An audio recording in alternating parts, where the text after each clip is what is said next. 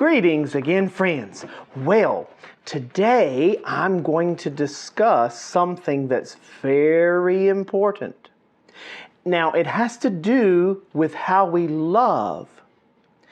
Back when I went through my personal tragedy, I saw that lots of people who were close to me did not demonstrate love to me when I was going through financial need and emotional need and others. Only one or two people reached out and helped me. And that's kind of what led me to understand that we need revival in the church. We need Christians to be giving people. And love is giving. Now, a lot of what I am talking about in these videos comes from an overflow of what God teaches me and those that are with me, and things that are emphasized that the Spirit of God emphasizes in my life, and things that He has emphasized in my life.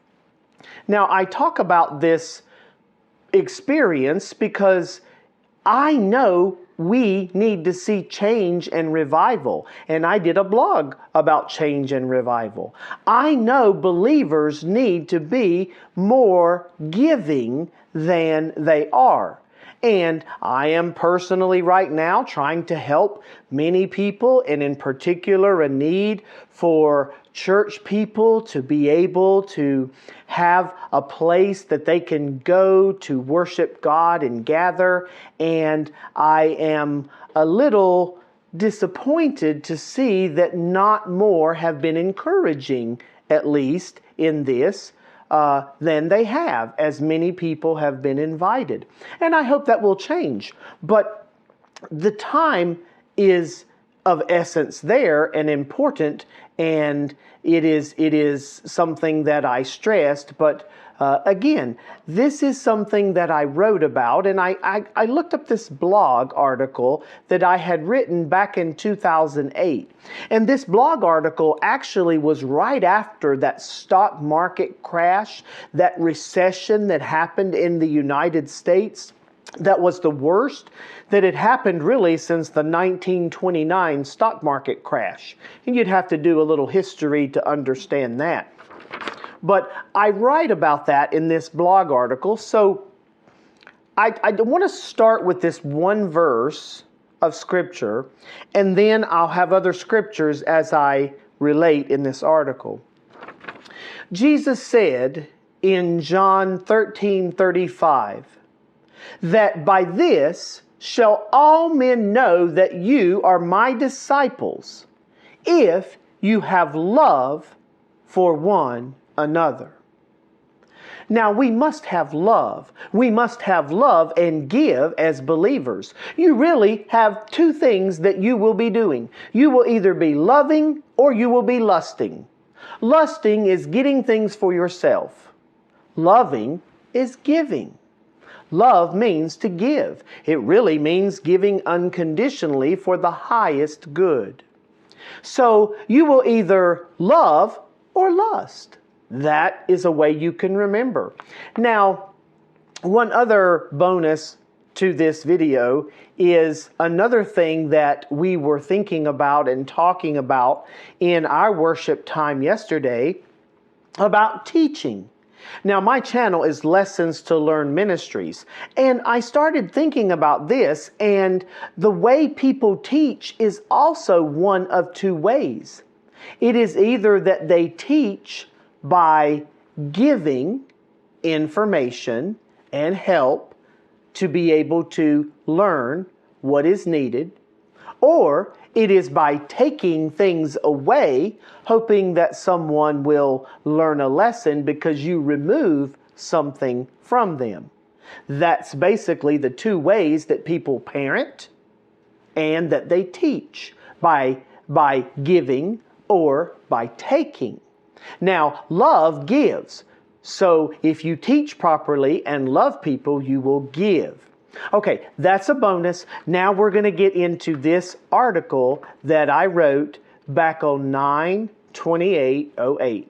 There is no question that money plays a necessary role in living and a very important role in the aftermath of a tragedy. When a tragedy strikes, there are often needs that require money to help alleviate suffering or provide for those affected by the tragedy. Victims of tragedy are often faced with circumstances that require money and resources for recovery. It requires money to help bring supplies to those devastated by storms, severe weather, or natural disasters. It also requires money to bring people to the places of helping those who are injured by tragedy. Sometimes money, or the lack of it, can even be an important factor leading to a tragedy, brought about from someone's misguided actions. If you were paying attention to the statements of Sung-Hui Cho, the VT tragedy shooter, you might even remember his railings against those he considered rich and hypocritical. Money is also an element in the majority of crimes and is a leading reason why many couples are tragically separated or divorced. It's the number one problem you would have in a marriage in any discussion of money. Money and sex are the two biggest issues in a marriage, and money is the number one. Money often plays a role leading up to a tragedy, and it certainly is needed in the aftermath of a tragedy. So is money a curse or a blessing? I believe this all depends on where love is in the process. Just consider the current U.S. stock market crisis. Now, back then, as I said, this was the recession that was really bad and impacted a lot of people. And people are talking about something like that happening again because of the way it seems to be inflated. But we will see.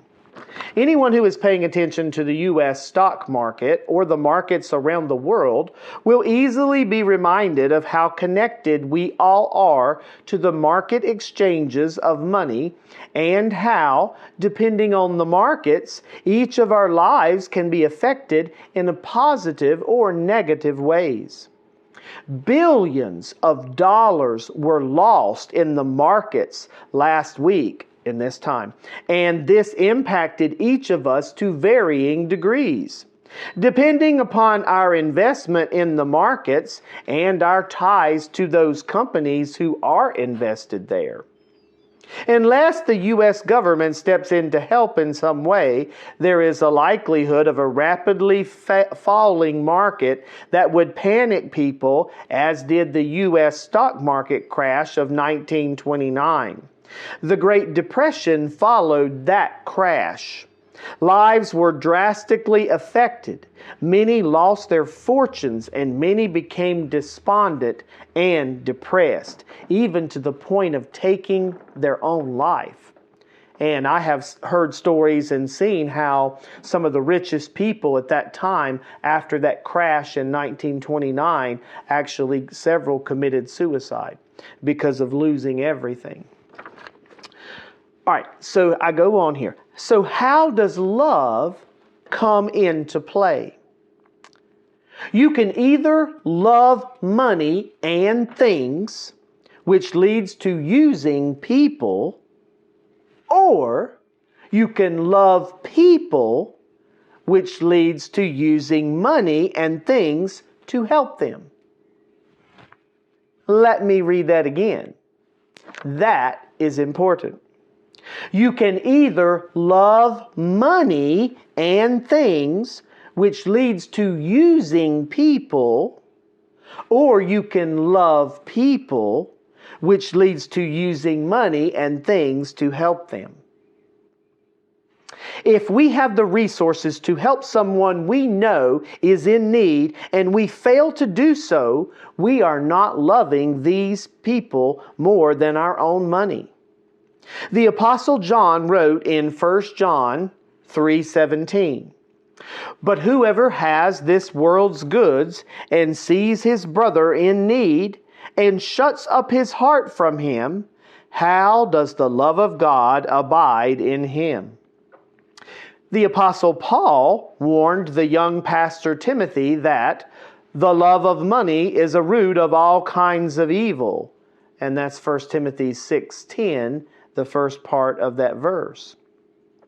And by the way, if you love money, it will lead to all kinds of evil things that happen. That verse says so, and experience in life shows that to be so.